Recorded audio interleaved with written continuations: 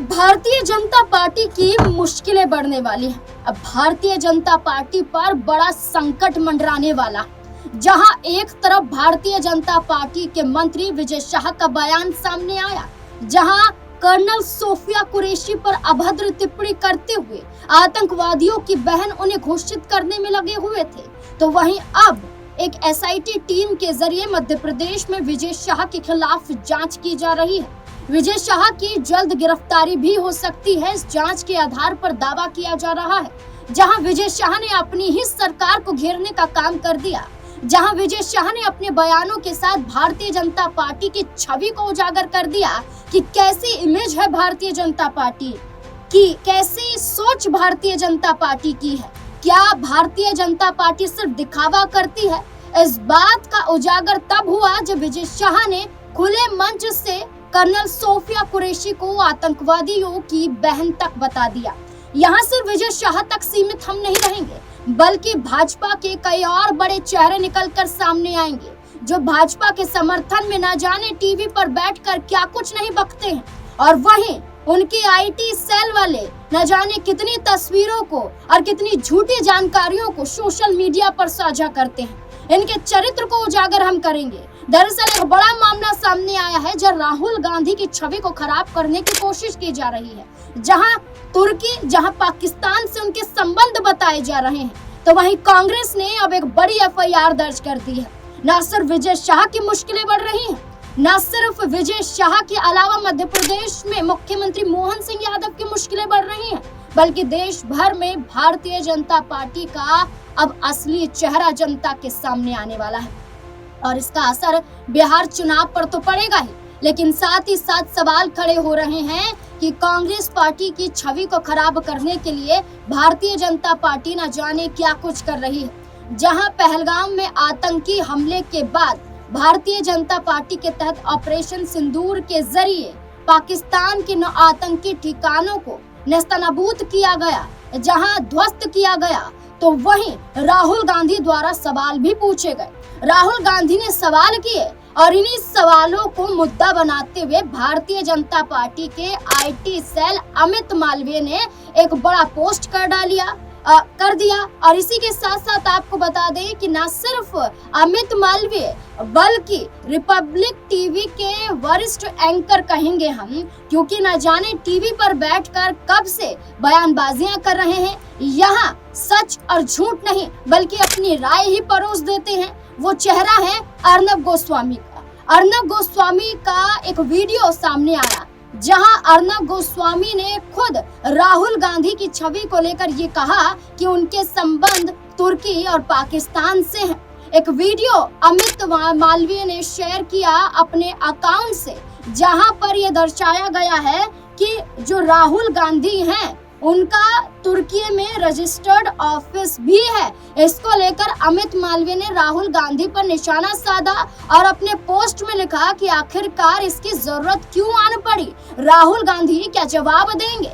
राहुल गांधी को लेकर IT cell के अधिकारी अमित मालवीय ने जो पोस्ट किया, ये भ्रामक और झूठा बताया गया, और कांग्रेस ने कहा कि इसे गुमराह करने की कोशिश की जा रही। इस पोस्ट के जरिए, इस वीडियो के जरिए झूठा वीडियो है और इसे पोस्ट करने वाले भी झूठे हैं, और ऐसे में कांग्रेस पार्टी के जरिए एफआईआर दर्ज की गई। और एफआईआर दर्ज करने के बाद कांग्रेस पार्टी की प्रवक्ता सुप्रिया श्रीनेत ने क्या कुछ कहा, सुनिए जरा। बीजेपी के कुछ लोगों ने, अंधभक्तों की मंडली ने और दोरूपल्ली के ट्रोलों ने आज नेता विपक्ष राहुल गांधी की तस्वीर पाकिस्तान के असीम मुनीर के साथ मिलाकर चलाई। इससे राहुल गांधी की कोई तौहीन नहीं होती, इससे आपका असली चाल चरित्र और चेहरा सामने आ जाता है। वो चरित्र, वो चेहरा जो असल में हर बार हिंदुस्तान के खिलाफ खड़ा हुआ दिखता है, हर बार पाकिस्तान की परस्ती करते हुए दिखता है। लेकिन दोष आपके डीएनए में है, क्योंकि आपके पुरखे भी तो यही करते थे। आपके सबसे बड़े नेता सावरकर, पूरा देश अंग्रेजों से लड़ रहा था, वो अंग्रेजों का साथ देते थे। आपके दूसरे बड़े आराध्य श्यामा प्रसाद मुखर्जी,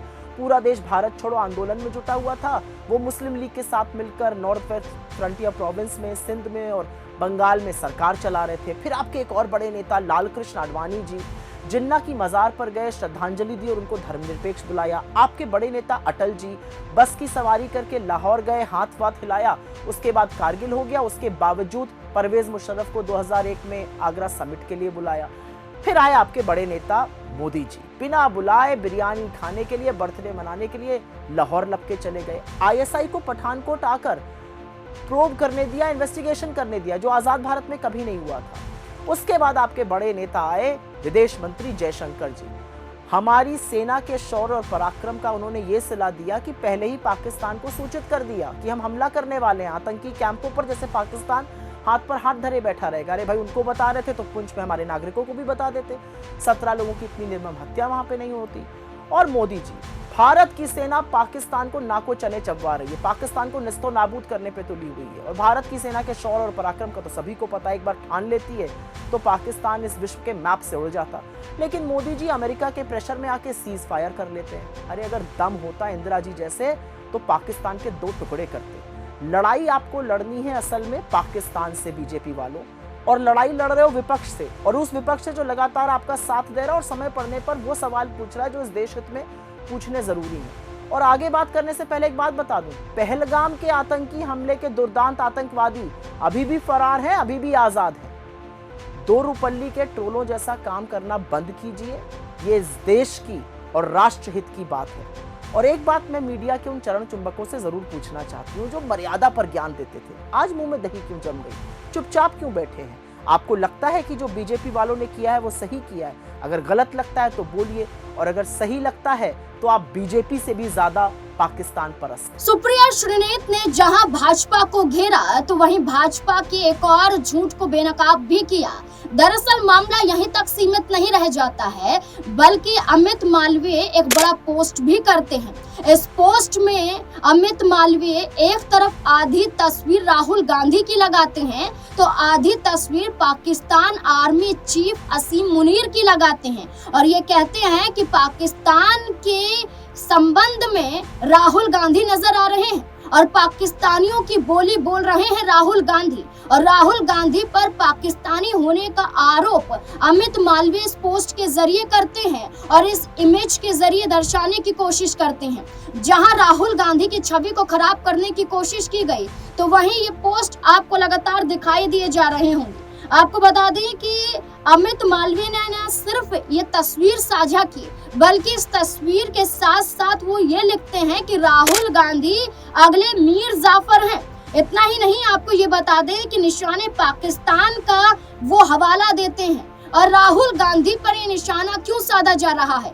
दरअसल जो ऑपरेशन सिंदूर है, इसको लेकर ये दावा किया जा रहा है या सवाल खड़े किए जा रहे हैं कि पाकिस्तान को ऑपरेशन सिंदूर की जानकारी पहले से ही थी और उसके बावजूद ऑपरेशन सिंदूर को गुप्त रखने का दिखावा किया गया, और इसके बाद हमारे कितने एयरक्राफ्ट क्षतिग्रस्त हुए हैं इसकी जानकारी तक नहीं दी गई। और राहुल गांधी ने विदेश मंत्री जयशंकर को लेकर सवाल खड़े किए कि आखिरकार इसकी जानकारी तो साझा कीजिए। सवाल राहुल गांधी ने पूछे कि आखिरकार कितने एयरक्राफ्ट यहाँ पर हमारे तबाह हो गए हैं, नुकसान पहुंचा है, इसको लेकर कोई जानकारी नहीं दी जाती है। राहुल गांधी लगातार सवाल पर सवाल कर रहे हैं और इन्हीं सवालों को मुद्दा बनाते हुए भारतीय जनता पार्टी के आईटी सेल अधिकारी अमित मालवीय ने राहुल गांधी को पाकिस्तानी घोषित करने का काम कर दिया।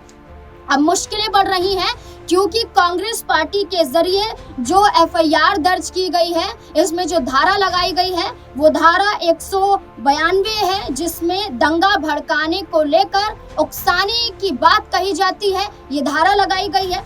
धारा 352 अपमान और शांति भंग करने का मुद्दा उठाया गया है। अब कांग्रेस के जो सांसद हैं और लोकसभा नेता प्रतिपक्ष है राहुल गांधी, इनकी इमेज को खराब करने की कोशिश की गई, लेकिन अब जो झूठी खबरें जनता तक फैलाई जा रही थी, इसके तहत अब आईटी सेल अमित मालवीय और अर्नब गोस्वामी की मुश्किलें बढ़ रही हैं। इस मुद्दे को लेकर आपको क्या लगता है? अपनी राय कमेंट सेक्शन में जरूर दें। क्या वाकई भाजपा की मुश्किलें बढ़ चुकी हैं? क्या है आपकी राय? अपनी राय कमेंट सेक्शन में देते रहें। देखते रहें SP9 न्यूज़। धन्यवाद।